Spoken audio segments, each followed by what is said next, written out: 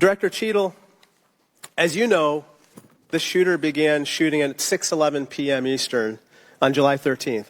NBC reported that at 5:51 p.m., 20 minutes before the shooting began, the state police informed the Secret Service of their concern. Now, the rally was not paused at that point, correct?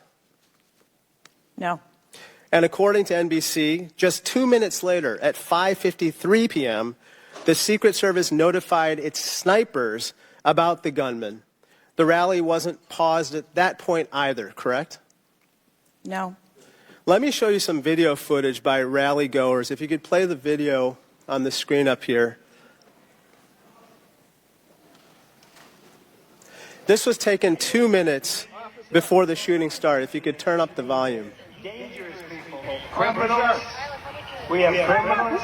We have drug dealers. We have people that should not be here. Right on the roof. It's much tougher than Now. it happens. You went right on the roof, big guy. Up here. Ma'am, that doesn't look like suspicious behavior. That looks like threatening behavior to me. And the rally wasn't paused at that point either, correct?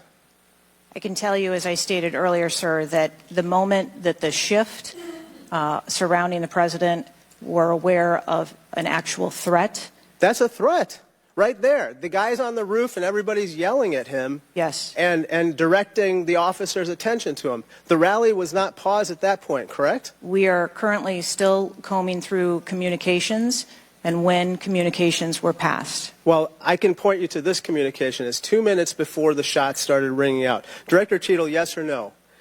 Was there ever a moment where the Secret Service actually considered pausing the rally? The Secret Service would have paused the rally had they known or been So the told answer is there no. was an actual threat. The answer is no. Correct?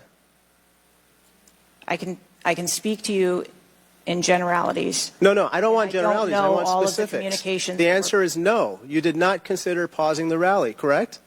The people that are in charge of protecting the president on that day would never bring the former president out if there was a threat that had been identified. Well, they did, because we've now identified 3 points in the 20 minutes before the shooting that the threat emerged.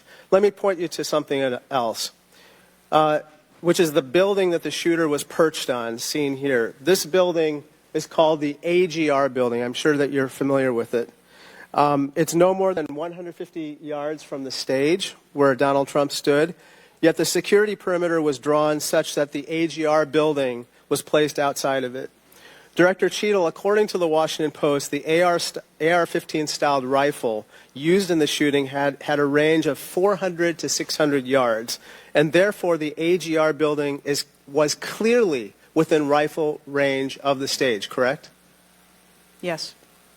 NBC News has reported that in the days before the rally, the Secret Service had identified the building as a vulnerability that required special attention, correct? That's reporting from NBC? Yes. So I am still looking into an active investigation. I know, but it's been 9 days. I mean, you should know that, right?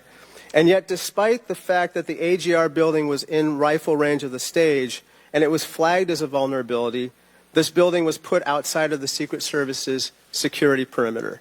And I respectfully submit the Secret Service must expand its security perimeter to account for the kinds of weapons that can be used outside the perimeter to endanger the protectees inside the perimeter, ma'am.